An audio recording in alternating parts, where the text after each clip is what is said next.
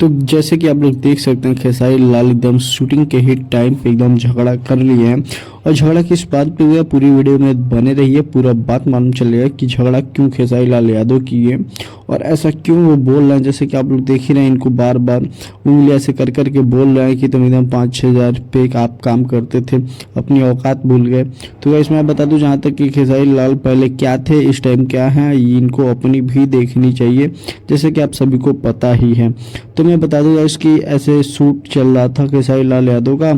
तो शूट पे ऐसा हुआ कि थोड़ी सी रोलिंग में इनको दिक्कत हो गई। दिक्कत होते ही इन्होंने क्या किया, अब जैसे कि प्रोड्यूसर बोले, प्रोड्यूसर पे ही ये भड़क गए और प्रोड्यूसर को ही लगे सुनाने की पहले तुम क्या थे, अब देखो क्या हो, अपनी औकात भूल रहे हो।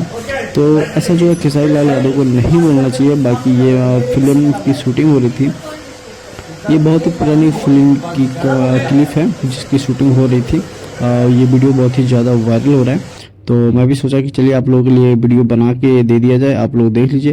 बाकी आप लोग चैनल को सब्सक्राइब कर लीजिए। बाकी आगे जो वीडियो है उसको क्लिप सुनते जाइए कि क्या और भी बोले हैं खेसारी लाल यादव, और इनको ऐसा नहीं बोलना चाहिए था। बाकी चलिए फिर मिलते हैं अगले नेक्स्ट वीडियो में, तब तक के लिए थैंक यू फॉर